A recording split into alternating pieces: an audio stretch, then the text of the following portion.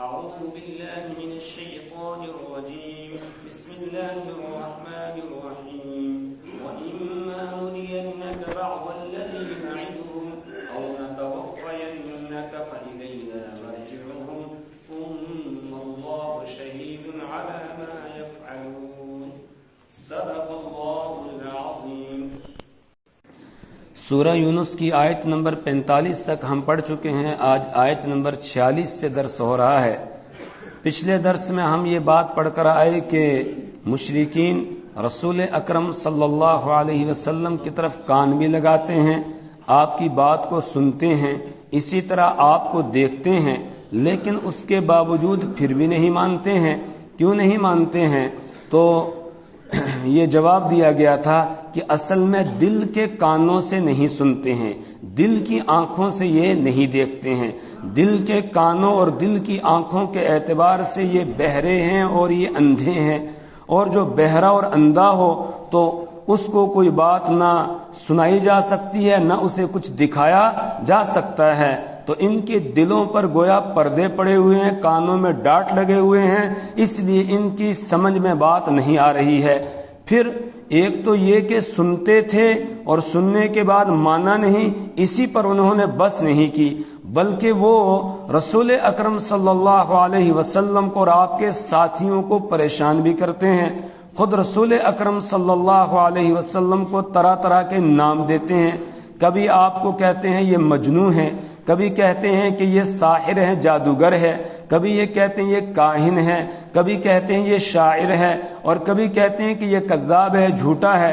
اس طرح کی باتیں وہ کہتے تھے جس سے رسول اکرم صلی اللہ علیہ وسلم کو دکھ ہوتا، آپ کو تکلیف ہوتی کہ میں تو ان کی خیر خواہی چاہتا ہوں اور یہ الٹا میرے ہی خلاف پلان بناتے ہیں اور مجھے ہی پریشان کرتے ہیں۔ اسی طرح جو ایمان لانے والے تھے ان کو بھی تکلیف ہوتی تھی جب رسول اکرم صلی اللہ علیہ وسلم کو، جن سے ایمان لانے والے اپنی جانوں سے بھی زیادہ محبت کرتے تھے، تو ان کو لوگ اس طرح کہتے تو ایمان والوں کو بھی تکلیف ہوتی تھی۔ اب ایمان والوں کے دلوں میں کبھی یہ بات بھی آتی تھی کہ اللہ ان کی پکڑ کیوں نہیں کرتا ہے، جو اتنی گستاخیاں کرتے ہیں رسول اکرم صلی اللہ علیہ وسلم کی شان میں، ان کی پکڑ کیوں نہیں ہوتی ہے؟ ان کی پکڑ ہونی چاہیے۔ اللہ تعالیٰ نے اس کا جواب دیا کہ اللہ اس بات پر قادر ہے، اگر وہ چاہے تو یہاں دنیا میں بھی ان کی پکڑ کر سکتا ہے اور ان کو دنیا میں بھی عذاب دے سکتا ہے۔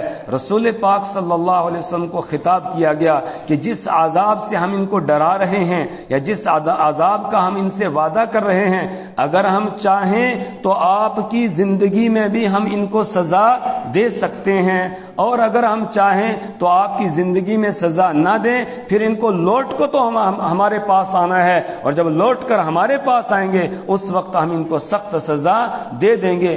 دونوں باتوں پر مجھے قدرت ہے، لیکن میرے یہاں کا قانون اور ضابطہ یہ ہے کہ یہاں ہر ایک کام کے لیے ایک وقت مقرر ہے، وہ کام اسی وقت میں ہوتا ہے، اس سے پہلے نہیں ہوتا ہے، اس لیے کہ اللہ کے قانون میں کوئی تبدیلی نہیں ہوتی ہے۔ وَإِمَّا نُرِيَنَّكَ بَعْضَ الَّذِي نَعِدُهُمْ وَإِمَّا، اور اگر ہم، اما یہ دو لفظ ہیں، ایک ہے ان اور ایک ہے ما۔ ان شرطیہ ہے اور ما اس میں زائدہ ہے، تو اصل ہے وَإِن نُرِيَنَّكَ، اور اگر ہم آپ کو دکھا دیں، اور اگر ہم آپ کو دکھا دیں، ارا یوری اراءتن، اس کے معنی آتے ہیں دکھانا، نوری اس کے معنی ہم دکھائیں، اس میں پھر نون ثقیلہ لگ گیا تاکید کے لیے، اور اگر ہم دکھائیں کا آپ کو بعض الذی نعدہم، بعض وہ عذاب الذی نعدہم کہ جس سے ہم انہیں ڈرا رہے ہیں یا جس کا ہم ان سے وعدہ کر رہے ہیں۔ یہ جو نعد کا لفظ ہے، وعد یعد وعیدن، اگر اس کا مصدر آ جائے وعیدن تو اس کے معنی ہوتے ہیں ڈرانا۔ تو اب ترجمہ ہوگا کہ بعض وہ عذاب جس سے ہم ان کو ڈرا رہے ہیں، اور اگر یہ ہو وعدہ یعید وعدن سے، یعنی اس کا مصدر وعیدن کے بجائے وعدن ہو، تو اس وقت مطلب اس کا ترجمہ ہوگا کہ اگر ہم آپ کو دکھا دیں بعض وہ عذاب جس کا ہم ان سے وعدہ کر رہے ہیں، تو وعدہ یعید وعدن کے معنی آتے ہیں وعدہ کرنا، اور وعدہ یعید وعیدن کے معنی آتے ہیں ڈرانا. تو دونوں یہاں پر یہ ہو سکتے ہیں، ڈرانے کا معنی بھی ہو سکتا ہے اور وعدہ کرنے کا معنی بھی ہو سکتا ہے، مفہوم دونوں کا ایک ہی ہے.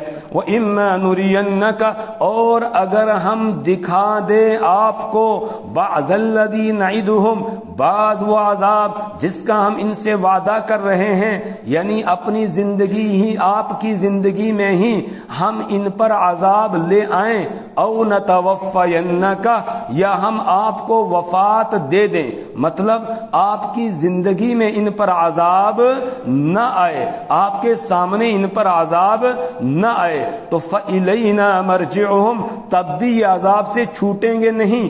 اگر دنیا کے عذاب سے بچ بھی گئے تو آخرت کے عذاب سے یہ بچنے والے نہیں ہیں. او نَتَوَفَّيَنَّكَ، یا ہم آپ کو وفات دے دیں، مطلب یہ ہے کہ آپ کی زندگی میں ان پر عذاب نہ آئے. فَإِلَيْنَا مَرْجِعُهُمْ، فَإِلَيْنَا، تو ہماری ہی طرف ہے، مرجعہم، ان کا لوٹنا، یعنی لوٹ کر ہمارے پاس ہی آئیں گے. کوئی اور ٹھکانہ تو ہے ہی نہیں، کوئی اور جگہ ہے ہی نہیں، کہیں یہ چھپ نہیں سکیں گے، لوٹ کر ان کو ہمارے پاس آنا ہے.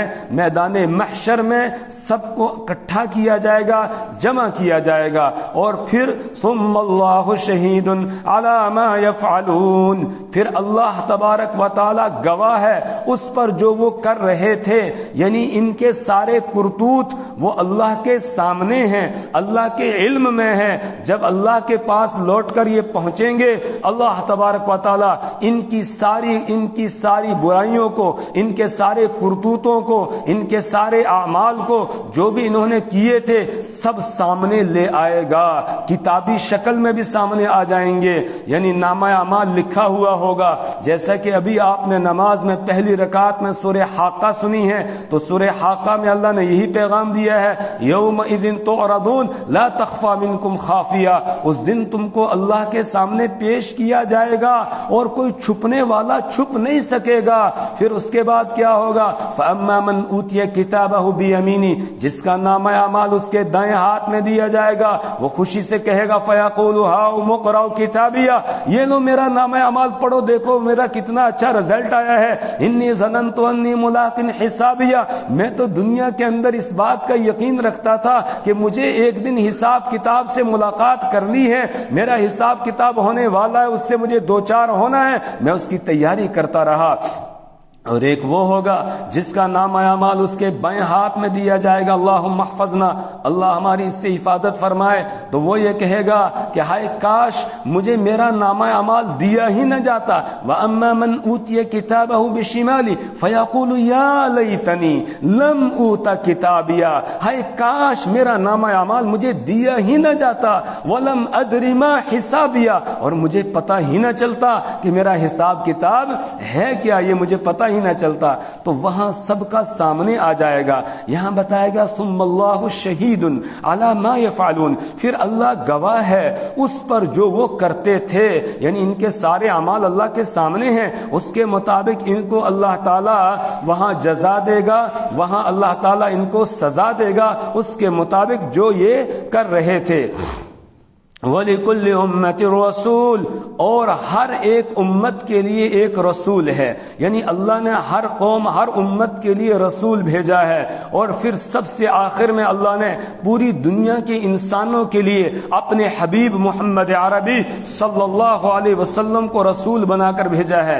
یہاں متوجہ کیا جا رہا ہے نہ ماننے والوں کو کہ پرانی تاریخ اٹھا کر دیکھو کہ ہر ایک قوم کی طرف اللہ نے رسول کو بھیجا، اور جب وہ رسول آ گیا، آنے کے بعد اس نے اللہ کا پیغام پہنچایا، اور جب لوگوں نے نہیں مانا، لوگوں نے تکذیب کی، پھر ان لوگوں کے اوپر عذاب آ گیا. دیکھو ذرا تاریخ اٹھا کر، قوم نوح کی تاریخ کو دیکھو، قوم عاد کی، قوم سمود کی تاریخ کو اٹھا کر دیکھو، قوم لوط کی تاریخ کو اٹھا کر دیکھو، قوم شعیب کی تاریخ کو اٹھا کر دیکھو، اسی طرح حضرت موسیٰ علیہ الصلوۃ والسلام کی تاریخ کو اٹھا کر دیکھو. ان کے زمانے میں قارون ہے، اس پر بھی عذاب آتا ہے، فرعون ہے، اور فرعونی جو اس کے فرعون کا جو لاؤ لشکر ہے، اس کے وزراء ہیں، اس کی قوم ہے، ان سب کے اوپر عذاب آتا ہے. تو ذرا دیکھو اس تاریخ کو اٹھا کر، اگر ان پر عذاب آ سکتا ہے تو تمہاری طرف بھی اب میرا آخری پیغمبر آ چکا ہے، اگر نہیں مانو گے تم پر بھی اللہ کا عذاب آ سکتا ہے.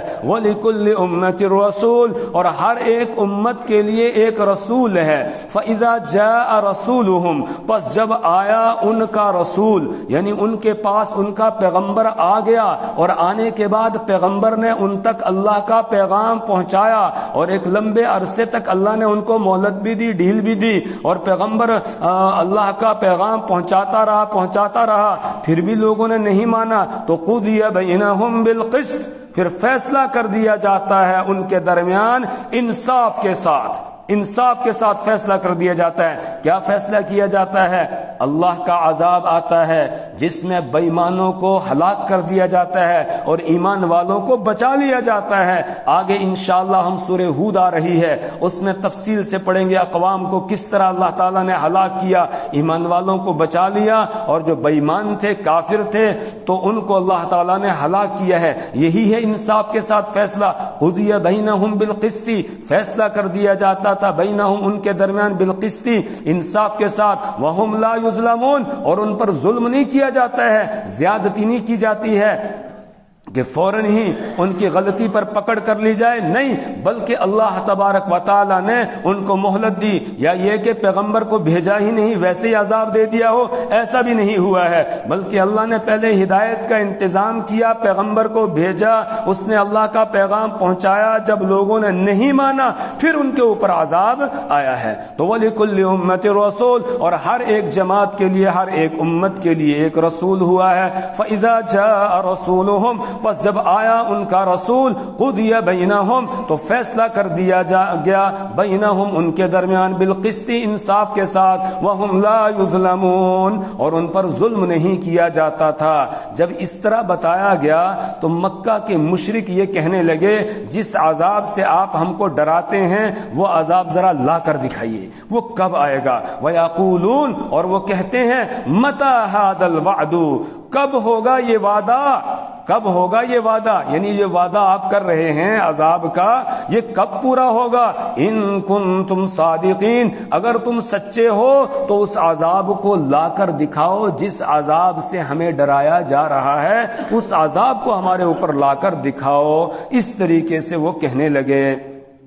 اس پر رسول پاک صلی اللہ علیہ وسلم کو حکم دیا جاتا ہے کہ میرے حبیب آپ ان کے سامنے اعلان کر دیجئے، عذاب کا لانا یہ میرے بس میں نہیں ہے، عذاب آئے گا کب یہ بھی مجھے علم نہیں ہے، اس کا علم بھی اللہ کے پاس ہے کہ کب عذاب آئے گا، اور پھر اس عذاب کو لانے والا بھی اللہ ہے.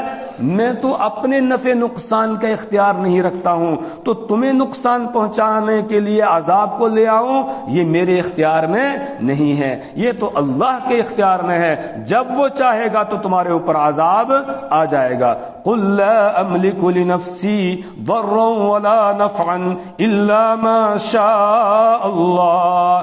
قل آپ کہہ دیجئے، لا املک، میں نہیں اختیار رکھتا ہوں، لنفسی، اپنی ذات کے لیے، ضرا، نقصان کا، ولا نفعا، اور نہ نفع کا، الا ما شاء اللہ، مگر جو اللہ چاہے. یعنی وہی ہوتا ہے جو اللہ چاہتا ہے، اللہ کے علاوہ کسی کو نفع اور نقصان کا اختیار نہیں ہے. اگر اللہ کے علاوہ کسی کو نفع اور نقصان کا اختیار ہوتا پھر وہ اللہ کے حبیب محمد عربی صلی اللہ علیہ وسلم کو ہوتا. لیکن آپ سے بھی اعلان کروایا جا رہا ہے، آپ کہہ دیجئے، لا املکو، میں نہیں اختیار رکھتا ہوں، لنفسی، اپنی ذات کے لیے، ضرن، نقصان کا، ولا نفعا، اور نہ نفع کا، الا ما شاء اللہ، مگر وہ جو اللہ چاہے. لکل امت اجل، اب یہ کہہ رہے تھے کہ وہ عذاب کب آئے گا، اس کا جواب آ گیا کہ میں تو نہیں لا سکتا ہوں اور نہ ہی مجھے معلوم ہے وہ کب آئے گا. کیوں؟ لکل امت اجل، ہر ایک امت کے لیے ایک مقررہ وقت ہے، ہر ایک امت کے لیے ایک مقررہ وقت ہے. اللہ نے ایک وقت مقرر کیا ہے کہ اس وقت تک ان کو ڈھیل دینی ہے, اس وقت تک ان کو مہلت دینی ہے کہ یہ سنبھل جائیں, سدھر جائیں. پھر بھی جب نہیں سنبھلتے ہیں, نہیں سدھرتے ہیں, پھر اللہ کا عذاب آ جاتا ہے. قوم نوح کو 950 سال تک مہلت دی گئی, نہیں سنبھلے, نہیں سدھرے, 100 سے بھی کم لوگوں نے ایمان لایا. اس کے بعد پھر اللہ کا عذاب آ گیا. قوم عاد کو تقریباً 400 یا 450 سال تک مہلت دی جاتی ہے, نہیں سنبھلے, نہیں سدھرے, کچھ لوگوں نے ایمان لایا, اکثریت نافرمانوں کی تھی, پھر اللہ کا عذاب آ گیا. اسی طرح ہر قوم کو ایک وقت دیا گیا, ایک وقت اور ٹائم ان کو دیا گیا سنبھلنے کا اور سدھرنے کا. تو لکل امت اجل, ہر ایک امت کے لیے ایک مقررہ وقت ہے. اذا جاء اجلهم, اور جب آ جائے گا ان کا مقررہ وقت, یا جب آ جاتا تھا ان کا مقررہ وقت, تو فلا یستأخرون ساعة ولا یستقدمون, تو نہیں مؤخر ہوتے تھے وہ ایک گھڑی کے لیے, ولا یستقدمون, اور نہ آگے ہوتے تھے ایک گھڑی کے لیے. ایک گھڑی نہ آگے ہو سکتے تھے نہ پیچھے. جو مقررہ وقت تھا بس اسی وقت میں ان کو ہلاک کر دیا گیا. پھر کسی کو ایک سیکنڈ کے لیے بھی مہلت نہیں دی گئی. تو اذا جاء اجلهم, اور جب آ گیا ان کا مقررہ وقت, فلا یستأخرون, تو پھر وہ مؤخر نہیں ہوتے تھے, ساعتن, ایک گھڑی, ولا یستقدمون, اور نہ آگے ہوتے تھے ایک گھڑی. ایک گھڑی کے لیے نہ آگے نہ پیچھے, جو فکس وقت تھا اسی وقت میں ان کو ہلاک کر دیا گیا. اسی طرح کہا ان مکہ والوں کے لیے بھی اللہ نے ایک وقت مقرر کیا ہوا ہے, اس سے پہلے نہیں اللہ ان کو سزا دے گا, اسی وقت میں ان کو سزا دے گا. اور پھر یہ جو بڑے بڑے ان کے سردار تھے جو زیادہ مخالفت کرنے والے تھے, ان کا وہ مقررہ وقت غزوہ بدر کے موقع پر آیا. وہاں آئے اور 70 ان کے بڑے بڑے جہنم رسید ہوئے. جس دن جنگ ہوئی ہے اس سے پہلے ہی دن رسول اکرم صلی اللہ علیہ وسلم نے اللہ کے بتانے سے وہاں بتا دیا اس جگہ فلاں گرے گا, ادھر فلاں گرے گا, ادھر فلاں گرے گا, ادھر فلاں گرے گا.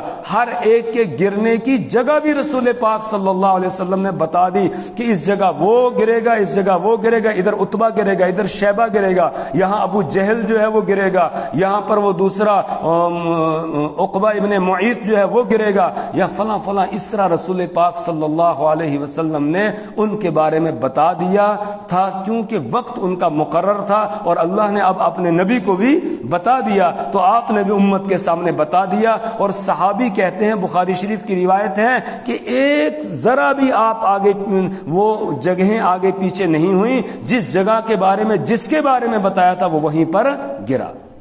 تو اللہ کے یہاں وقت بھی مقرر, جگہ بھی مقرر ہے. تو کہا اس لیے ان کو اس میں جلدی نہیں مچانی چاہیے. اذا جاء اجلهم, جب آ گیا ان کا مقررہ وقت, فلا یستأخرون, پھر نہیں وہ مؤخر ہوتے تھے, ساعتن, ایک گھڑی کے لیے, ولا یستقدمون, اور نہ آگے ہوتے تھے ایک گھڑی کے لیے. مقررہ وقت پر سب کو جانا پڑے گا, اس سے آگے پیچھے نہیں ہو سکتے ہیں. قل ارأيتم ان اتاكم عذابه بياتا او نهارا ماذا يستعجل منه المجرمون. آپ کہہ دیجئے ارأيتم, بلا بتلاؤ تو, ان اتاکم, اگر آ جائے اس کا, ان اتاکم, اگر آ جائے تمہارے پاس, عذابه, اس کا عذاب, بیاتن, رات میں, او نہارن, یا دن میں, تو ماذا یستعجل منہ المجرمون, کیا ہے وہ چیز کہ جس میں جلدی کر رہے ہیں مجرم. کہا اگر دن میں عذاب آ جائے یا رات میں عذاب آ جائے, مطلب کسی وقت بھی بندے کو بے خوف نہیں ہونا چاہیے. اس کا عذاب رات میں بھی آ سکتا ہے اور اس کی طرف سے عذاب دن میں بھی آ سکتا ہے, رات کی تاریکی میں بھی آ سکتا ہے, دن کے اجالے میں بھی آ سکتا ہے. کبھی کبھی وہ ڈراتا ہے نا, زلزلہ بھیجتا ہے, کبھی رات کو بھی جھٹکے لگتے ہیں اور کبھی دن میں بھی جھٹکے لگتے ہیں, اور کبھی اتنا زبردست زلزلہ ہوتا ہے بستیوں کی بستیاں تباہ ہو جاتی ہیں. دن میں بھی عذاب آ سکتا ہے، رات میں بھی، کہا کسی وقت بھی بے خوف نہیں ہونا چاہیے۔ تو فرمایا قل آپ کہہ دیجئے ارائیتم بلا بتلاؤ تو ان اتاکم اگر تمہارے پاس آ جائے عذابہ اس کا عذاب بیاتن رات میں او نہارن یا دن میں تو ماذا یستعجل منہ المجرمون کیا ہے وہ چیز جس میں جلدی کر رہے ہیں مجرم، یعنی اس وقت پتہ چل جائے گا، پھر کہیں گے ہو یہ تو وہی عذاب آ گیا جس کے بارے میں ہم جلدی کر رہے تھے، لیکن پھر اس وقت افسوس کرنے سے بات نہیں بنے گی، اس لیے ابھی سنبھل جاؤ، سدھر جاؤ، سنبھلنے اور سدھرنے کا موقع تم کو دیا جا رہا ہے۔ ترجمہ دیکھ لیجئے وَإِمَّا نُرِيَنَّكَ بَعْضَ الَّذِي نَعِدُهُمْ اور اگر ہم دکھا دیں کا آپ کو بعض الذی بعض وہ عذاب الذی نعدہم جس کا ہم ان سے وعدہ کرتے ہیں یا جس سے ہم ان کو ڈراتے ہیں، او نتوفینک یا ہم آپ کو وفات دے دیں، فالینا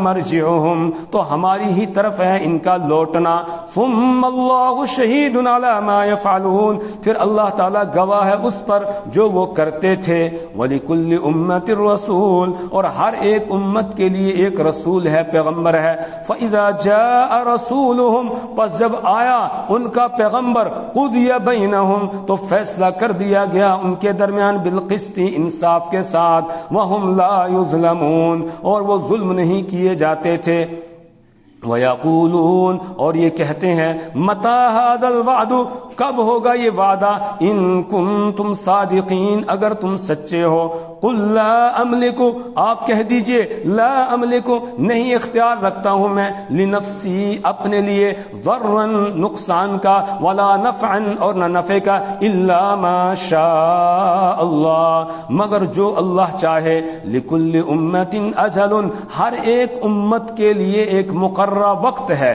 اذا جاء اجلهم جب آ جاتا ہے ان کا مقررہ وقت، فلا یستأخرون تو وہ نہیں مؤخر ہوتے ہیں، ساعتن ایک گھڑی کے لیے، ولا یستقدمون اور نہ آگے ہوتے ہیں۔ قل آپ کہہ دیجئے ارائیتم بھلا بتلاؤ تم ان اتاکم عذابہ اگر تمہارے پاس آ جائے اس کا عذاب بیاتن رات میں او نہارن یا دن میں، ماذا تو کیا ہے وہ چیز یستعجل منہ المجرمون کہ جس سے جلدی کر رہے ہیں مجرم۔